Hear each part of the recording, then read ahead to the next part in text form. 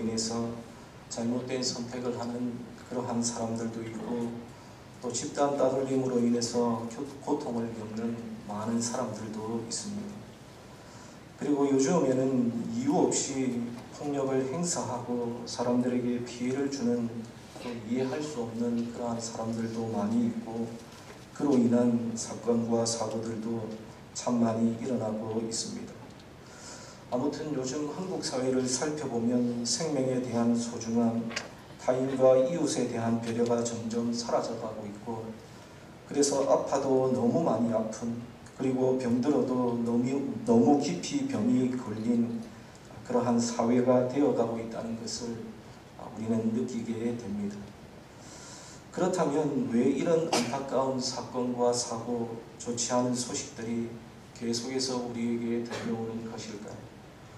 여기에 대해서는 한 가지 분명한 이유가 아닌 다양한 이유와 그 원인들이 있을 것입니다. 하지만 성경과 기독교 세계관을 통해서 그 원인과 이유를 생각해 보면 가장 큰 이유는 하나님께서 창조하신 사람에 대한 가치와 또 사명감을 상실했기 때문이라고 우리는 생각할 수 있습니다. 하나님께서 사람을 얼마나 아름답고 가치 있는 존재로 창조하셨는지를 우리가 알지 못할 뿐만 아니라 사람을 창조하신 분의 의도와 목적을 외면한 채, 즉 자신의 사명을 모른 채 이 세상을 살아가고 있기 때문일 것입니다. 하나님은 우리를 창조하시고 만드실 때에 분명한 목적과 의도를 가지고 우리를 만드셨고, 또 각 사람에게 거기에 합당한 사명을 주셨습니다. 각 사람마다 사명의 크기와 종류는 분명히 다를지라도 분명한 것은 하나님께서는 저와 여러분 각각에게 거기에 합당한 사명, 그 사명을 우리에게 주셨다는 것입니다. 우리가 이러한 사실을 깨닫지 못하고 살아갈 때에 우리는 극단적으로 잘못되고 어리석은 행동을 하게 되는 것입니다. 그러므로 우리 성도들은 우리가 얼마나 가치 있는 존재인지를 알아야 하며, 하나님께서는 우리 각자에게 맞는, 각자에게 주신 그러한 사명이 있다는 것을 우리는 반드시 깨달아야 합니다. 우리가 예수 믿고 신앙생활 하는 동안에 분명히 알고 배워야 할 것은 우리를 향하신 하나님의 뜻인 사명을 발견하고 깨닫는 것이 무엇보다 중요하다는 그러한 말입니다. 그러한 의미에서 오늘 우리가 함께 읽은 이 느헤미야서는 아주 중요한 하나님의 말씀입니다. 왜냐하면 느헤미야서는 우리에게 사명이 무엇이며 사명을 어떻게 발견해야 하며 또한 사명을 어떻게 이루어가야 하는지를 알려주는 그러한 하나님의 말씀이기 때문입니다.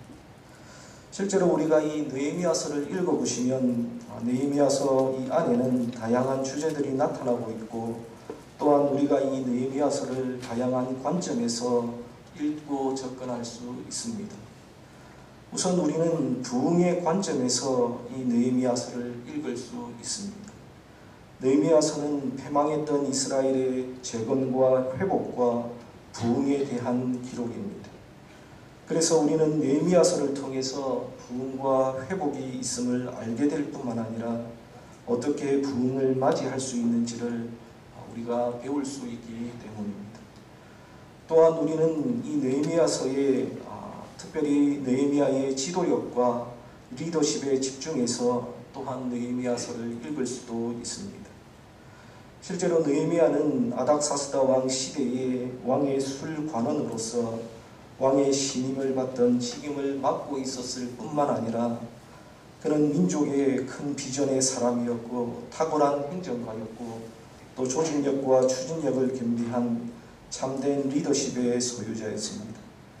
그래서 지도자인 이 느헤미야를 통해서 참된 리더와 또 리더십을 우리가 연구하며 이 느헤미야서를 읽을 수도 있습니다. 마지막으로 우리는 이 느헤미야서를 사명이라는 관점에서도 읽을 수 있습니다. 느헤미야는 예루살렘 성벽의 재건과 민족 공동체를 향한 사회개혁과 종교개혁이라는 그러한 사명을 이루기 위해서 부단하게 노력했던 그러한 사람이었기에 사명이라는 관점에서 또한 우리는 이 성경을 읽을 수 있습니다. 그리고 실제로 많은 학자들과 목회자들 그리고 성도들이 사명이라는 관점에서 느헤미야서를 읽고 사명에 대해서 배우며 많은 영적인 유익들을 우리가 얻고 있습니다. 그런데 우리가 느헤미야서를 사명의 관점에서 읽는다면 느헤미야 1장은 느헤미야의 사명의 시작, 즉 느헤미야가 어떻게 예루살렘 성벽의 재건과 종교개혁이라는 자신의 사명을 발견하게 되었는지를 알려주는 중요한 장입니다. 그래서 오늘 우리는 느헤미야 1장을 함께 살펴보면서 우리에게 주어진 그 하나님의 사명, 하나님께서 우리 각자에게 주신 그 하나님의 사명을 어떻게 발견할 수 있는지를 함께 생각해 보고자 합니다. 그렇다면 느헤미야는 어떻게 자신의 사명을 깨달았습니까? 또한 우리는 어떻게 우리의 사명을 깨달을 수 있을까요? 첫째는 우리에게 관심이 있는 것이 있다면 그것이 곧 사명입니다. 먼저 느헤미야가 살았던 시대적 배경을 살펴보면 기원전 586년에 남유다가 바벨론에 의해서 멸망하면서 많은 사람들이 포로로 끌려가고 예루살렘 성이 파괴되었습니다. 그리고 바벨론도 페르시아 제국에 의해 멸망을 당하면서 다시 유다는 페르시아 제국의 지배를 받게 되었습니다. 느헤미야는 포로 신분의 아버지 밑에서 태어나 페르시아 제국에서 자란 그러한 사람입니다. 그런데 그는 페르시아 제국에서 술관원이라는 높은 직책에까지 올랐습니다. 왕의 술관원은 고대에서 아주 중요한 요직의 그러한 관리이며 왕의 앞에서 빈번히 출입을 할 수 있었던 그러한 사람으로서 왕의 음식을 맛보는 일과 왕의 침실을 맡아보는 일과 더불어서 왕의 경호까지 책임을 지는 그러한 자리였습니다. 그래서 이 직책은 마음만 먹으면 왕을 얼마든지 독살할 수도 있었던 그러한 중요한 자리였고, 그리고 왕이 절대적으로 신임하는 자가 아니면 맡을 수 없는 그러한 자리였습니다. 그래서 고대의 기록에 따르면 이 시대의 왕의 술관원은 총사령관보다 더 큰 영향력을 발휘했다는 그러한 기록이 있기도 합니다. 이처럼 느헤미야는 왕이 가장 신뢰하는 사람 중에 한 사람이었고, 이 페르시아 제국에서 상당한 영향력을 가진 그러한 사람이었습니다. 한마디로 이민 2세, 3세가 그 땅에서 출세를 했던 그러한 사람이라고 우리는 볼 수가 있습니다. 즉 느헤미야는 자신의 조국이었던 유다와 예루살렘이 무너지든 어떻게 되든 그에게는 아무런 상관이 없었고 높고 좋은 자리에 앉아있는 그러한 사람이었습니다. 그런데 오늘 본문 2절에 보시면 다음과 같이 말씀합니다. 내 형제 가운데 하나인 하나니가 두어 사람과 함께 유다에서 내게 이르렀기로 내가 그 사로잡힘을 면하고 남아있는 유다와 예루살렘 사람들의 형편을 물은즉이라고 말씀하고 있습니다. 즉 느헤미야가 페르시아 제국의 수도인 수산성에 있을 때에 느헤미야의 형제 하나니가 다른 사람들과 함께 유다에서 왔고, 그래서 느헤미야는 그들에게 포로 귀환 후에 예루살렘에 정착해 살고 있던 그 유다 사람들이 잘 있는지, 그리고 예루살렘 성은 어떠한지를 물었다라고 기록하고 있습니다. 사실 유다에서 온 하나니를 만나서 그곳 사정을 묻는 것은 별로 새로울 것이 없는 그러한 일입니다. 그런데 이것이 느헤미야가 가졌던 사명의 시작이었다는 그러한 말입니다. 느헤미야의 마음에는 자신의 고향이라고 말하는 자신의 영적인 고향이요 하나님을 예배하는 곳인 예루살렘과 조국 유다에 대한 관심이 그에게 있었던 것이었습니다. 관심이 있었기 때문에 묻기도 하고, 거기에 대한 정보를 수집했던 것이었습니다. 여기서 우리는 한 가지 중요한 사실을 배우게 됩니다. 관심이 곧 우리의 사명의 시작이라는 그러한 말입니다. 여러분의 마음 안에 있는 그 관심이, 그 열정이 바로 사명의 시작이라는 것을 여러분은 알아야 합니다. 한번 예를 들어보겠습니다. 지난 주일이 교사주일이었는데 주일이면 어김없이 교육부서에 와서 학생들과 함께 뒹굴고 생활하는 교사들이 있습니다. 이들은 모두가 다른 사람들입니다. 다른 외모, 다른 성격, 다른 취미, 다른 성장 배경, 다른 현재의 환경, 그리고 다른 직업을 가지고 계신 그러한 분들입니다. 그러나 이 교사들에게는 한 가지 공통된 점이 있습니다. 여러분, 그것이 무엇일까요? 그것은 바로 학생들을 향한 관심과 열정이 있다는 것입니다. 학생들만 보면 괜히 마음이 좋아지고 감동이 되는 그러한 분들이 바로 교사들입니다. 다른 사람을 위해서 기도할 때는 눈물도 잘 안 나는데 학생들만 놓고 기도하면 눈물이 나는 분들, 그러한 분들이 바로 교사들입니다. 제가 강도사 때에 중등부를 담당했었습니다. 중등부를 담당할 때에 함께 섬기던 교사들이 대략 한 20분 가까이 있었습니다. 그런데 교사들 가운데 딸과 함께 교회에 나오시면서 중등부를 섬기시던 한 여집사님이 계셨습니다. 이분은 부동산 중개업을 하시면서 중등부를 섬기시던 그러한 분이었습니다. 그런데 교육자인 제가 봐도 얼마나 열심히 이 아이들을 섬기시는지 어떨 때는 본업이 중등부 교사라고 생각될 정도로 아이들에게 헌신적인 그러한 분이셨습니다. 매주일 자신이 맡은 반 아이들에게 전화하고 몇 주에 한 번씩은 아이들을 불러서 맛있는 거 사 먹이고 또 기도 제목 확인하면서 기도하시고, 그래서 이분이 중등부에서 반을 맡으면 아이들의 삶이 변화되는, 진짜 아이들의 삶이 이렇게 눈에 띄게 변화되는 그러한 놀라운 일들이 참 많이 있었습니다. 그래서 제가 한 번은 집사님께 여쭤본 일이 있습니다. 집사님, 어떻게 중등부를 섬기게 되셨습니까?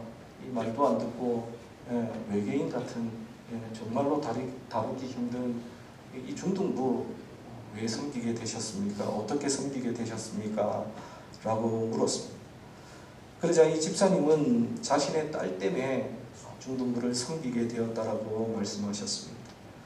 하나 있는 딸이 있었는데 이 사춘기를 너무 심하게 보내면서 자신의 딸을 보면서 이 청소년들에게, 중등부 학생들에게 관심이 생기게 되었다고 하셨습니다. 그리고 또 이 딸 때문에 중등부를 섬기다 보니까 또 이 아이들에게 마음이 가고 관심이 가고 계속해서 하다 보니까 지금까지 오게 되었습니다. 지금은 너무 재밌습니다. 라는 그러한 이야기를 제가 들은 적이 있습니다.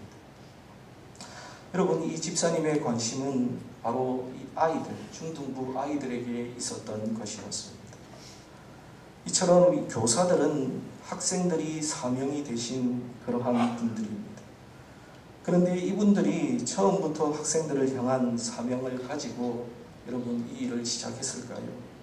그런 분들도 계실 것이지만 아닌 분들도 더 많이 계실 것입니다. 그런데 그냥 봉사하고 또 섬기고 또 이렇게 시작한 일이 또 하다 보니까 관심이 생겨지게 되고 열정이 생기게 되고 또 오래 섬기다 보니까 그것이 그분의 사명이 된 것입니다. 여러분, 처음부터 사명이 있어서 시작한 것이 아니라 관심에서 시작해서 그것이 점점 커져서 사명이 되었다는 그러한 말입니다. 교회 학교 안에, 주일학교 안에 있는 학생들을 향한 관심과 열정 때문에 그것들을 사명으로 삼으신 분들, 그분들이 바로 교사들입니다. 제가 이전에도 한번 언급한 적이 있는데 19세기 영국에 한 소년이 있었습니다. 이 소년은 어릴 때부터 호기심이 많았고 그래서 아빠에게 질문하는 것을 좋아했습니다. 그가 아빠에게 질문하는 것들은 대개 이런 것들이었습니다. 아빠 누가 화약을 발명했어요? 아빠 나침판은 누가 발명했어요? 아빠 인쇄기술은 누가 발명했어요? 아빠 세계에서 영국보다 더 큰 나라는 있나요? 이러한 아들의 질문에 항상 아버지는 중국이라는 답을 들려주었습니다. 그래서 이 소녀는 중국이라는 나라에 관심이 생겼고 그가 예수님을 믿고 예수에 관한 확신이 생긴 이후에는 하나님께서 자신을 중국이란 땅으로 부르신다고 믿었습니다. 그리고 결국 그는 1854년에 중국 복음전도협회에 의해서 중국으로 파견되어 복음을 전했고 나중에는 중국의 내지 선교회를 조직했고 이 선교회는 나중에 중국 최대의 선교단체가 되었습니다. 이 소년이 바로 중국 선교의 아버지라고 불리우는 허드슨 테일러 선교사입니다. 사랑하는 여러분, 누구에게나 관심이 가거나 또 뛰어난 그러한 분야가 있습니다. 하나님께서 여러분들에게 호기심을 주시고 관심을 주시는 그러한 부분이 있습니다. 그렇다면 그것이 여러분들에게 주신 하나님의 사명의 시작일 가능성이 많습니다. 우리의 사명은 관심과 열정에서 시작합니다. 하나님께서 나에게 주신 사명이 무엇일까 궁금하신 분들은 내가 무엇에 관심을 가지고 열정을 쏟고 있는지를 한번 살펴보시기를 바랍니다. 하나님께서는 여러분들에게 사명을 맡기실 때에 여러분들의 개성을 존중하시고 잘 아시는 그러한 분이시기 때문에 여러분이 좋아하고 관심을 가지고 열정을 쏟는 그것을 사용해서 하나님께서는 일하시기를 원하십니다.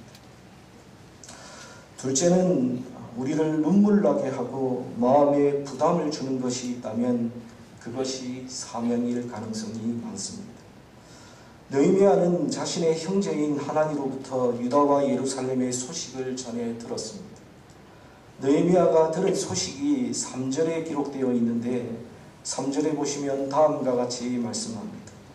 그들이 내게 이르되 사로잡힘을 면하고 남아있는 자들이 그 지방 거기에서 큰 환난을 당하고 능욕을 받으며 예루살렘 성은 허물어지고 성문들은 불탔다 하는지라 라고 말씀하고 있습니다. 3절에 보시면 당시 예루살렘의 상황을 나타내는 그러한 단어들이 눈에 띕니다.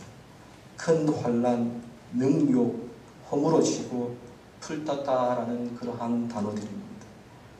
우리는 굳이 성경의 주석을 찾거나 배경에 대한 연구를 하지 않아도 그들의 사정이 어떠했는지를 쉽게 짐작할 수 있습니다. 예루살렘에 거주하던 포로 귀한 자들의 삶이 평탄하지 못했을 것입니다. 실제로 이 유다 지역에서 페르시아의 수산성까지는 대략 1600km나 되는 거리였으며 이는 당시에는 적어도 2개월가량이 소요되는 긴 여행길이었습니다. 이처럼 먼 길을 마다하지 않고 하나니와 동료들이 느헤미야에게 나아왔던 것은 당시 유다 지역의 상황이 그만큼 좋지 않았으며 느헤미야의 도움이 절실했다는 것을 잘 보여주는 것입니다. 이에 대한 느헤미야의 반응이 4절에 기록되어 있는데 오늘 본문 4절에 보시면 다음과 같이 말씀합니다. 내가 이 말을 듣고 앉아서 울고 수일 동안 슬퍼하며 하나님 앞에서 금식하며 기도하여 라고 말씀하고 있습니다. 유다로부터 온 소식을 전해 듣고 느헤미야가 한 행동은 자리에 주저앉아 여러 날 동안 울었으며 슬퍼서 음식도 먹지 않고 하나님 앞에 기도했다라고 합니다. 그러면 느헤미야는 이 소식들을 듣고 왜 울었을까요? 그것은 느헤미야가 자신의 고향과 조국에 대한 소식을 듣고 그들이 당하는 고통의 소식을 듣고 그가 아파했기 때문이었습니다. 조국에서 고생하는 동포들이 마음에 부담이 되었기 때문에 그는 슬퍼서 울었던 것이었습니다. 사랑하는 여러분, 우리가 살다 보면 마음에 부담이 되고 우리의 눈에 눈물이 나게 하는 것들이 있을 것입니다. 여러분, 그렇다면 그것이 바로 여러분들의 사명일 가능성이 많습니다.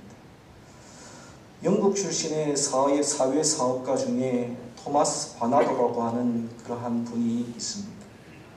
이분은 17살에 그리스도께 회심을 하고 4년 후에 의대생으로 런던 병원에 들어갔습니다.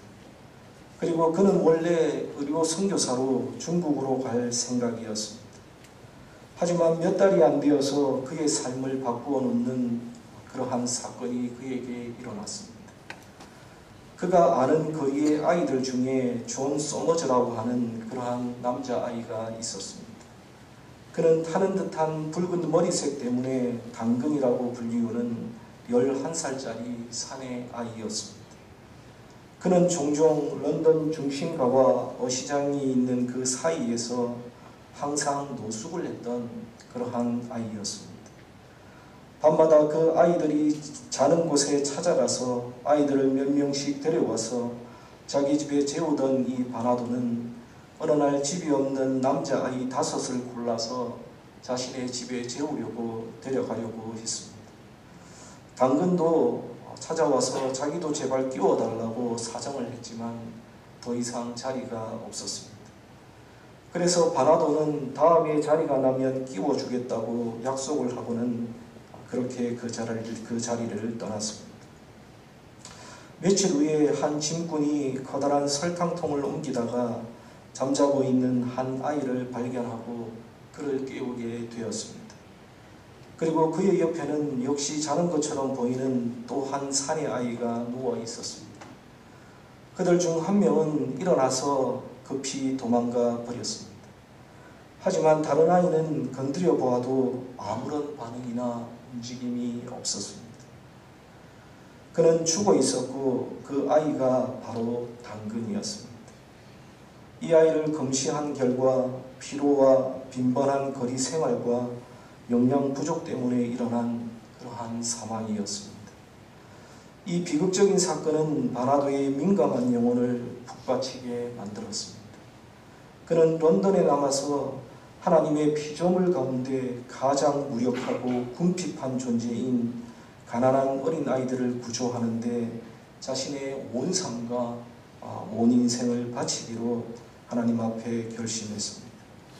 그래서 그는 1870년 25세의 나이로 자신의 그 집에 가난한 어린아이들을 위한 최초의 집을 열었습니다.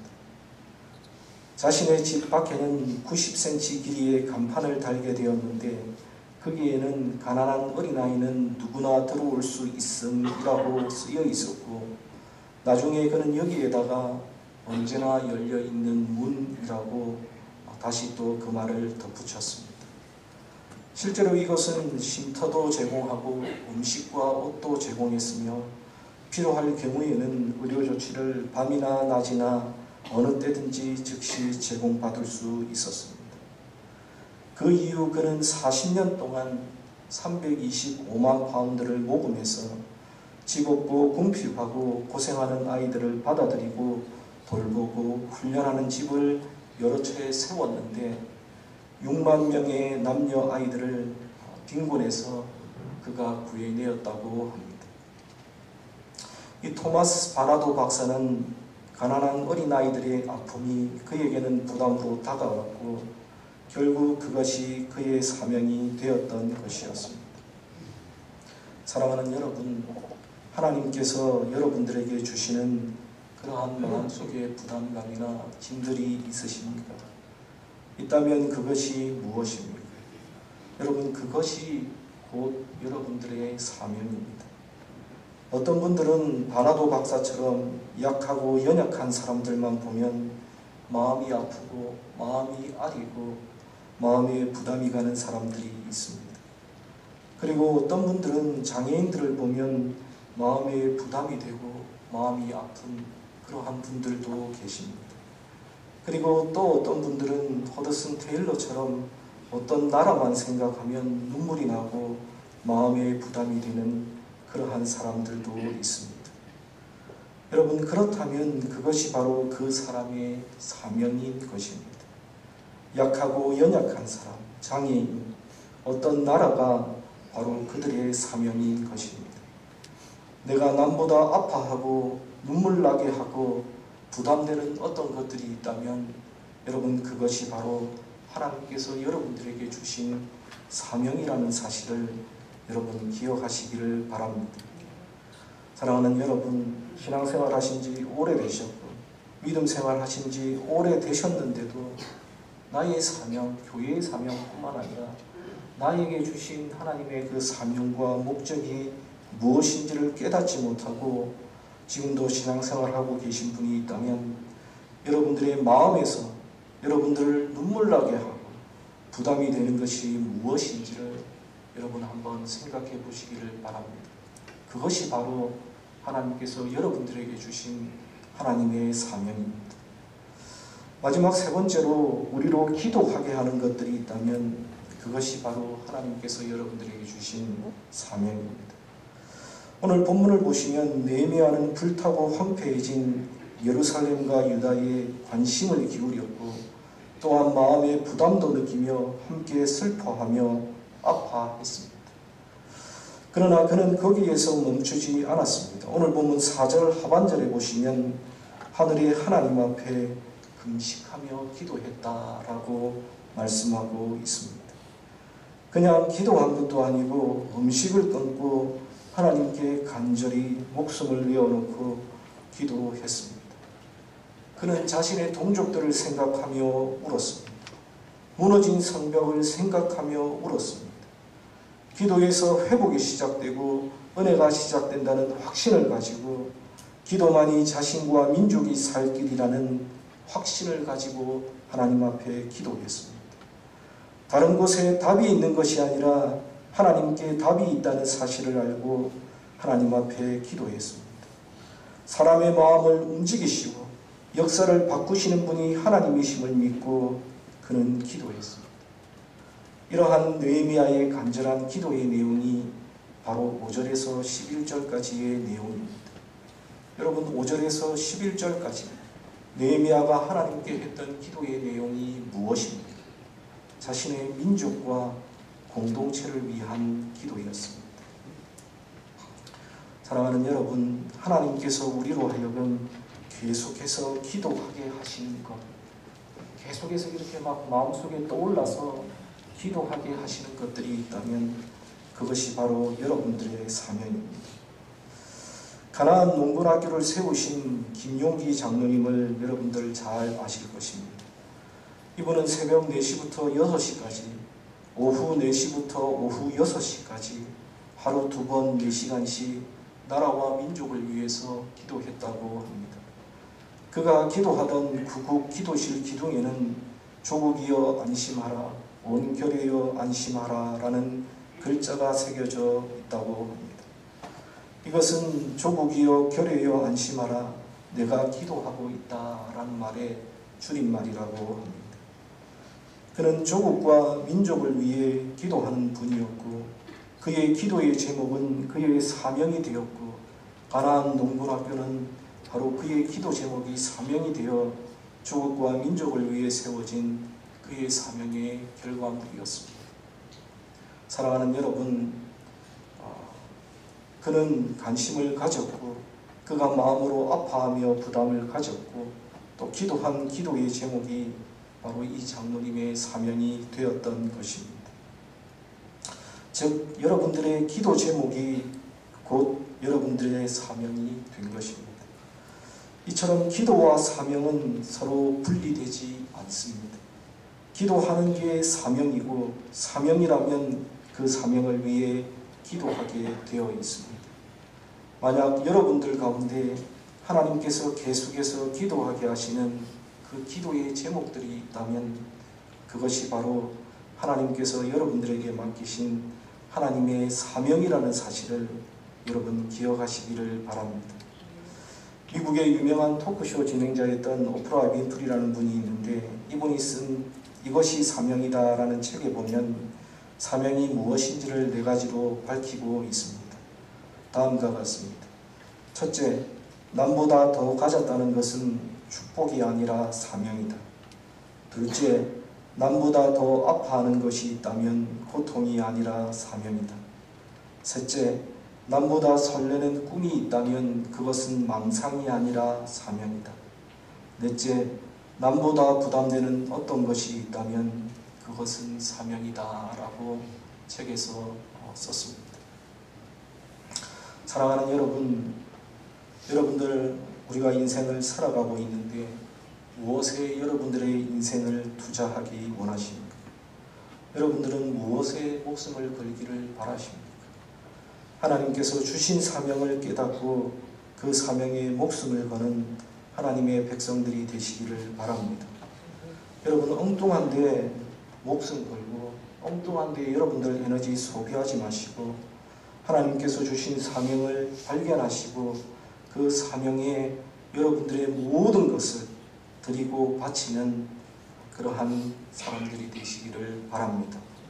그냥 아무 생각 없이 주일에 교회 왔다가 돌아가고 부흥회에 참석해서 눈물 좀 흘리고 그렇게 살아가기에 우리의 인생이 너무 아깝고 안타깝지 않습니까? 그러므로 우리는 지금부터 하나님께서 우리에게 주신 사명이 무엇인지를 깨달아서 우리의 시간들이 낭비되지 않고 하나님께서 주신 사명을 잘 깨달아서 사람을 살리고 생명을 살리는 그러한 사명자가 다 되시는 하나님의 백성들, 하나님의 자녀들이 다 되시기를 주님의 이름으로 간절히 축원합니다. 우리 다 함께 기도하겠습니다. 참 좋으신 아버지 하나님, 하나님의 사랑과 은혜를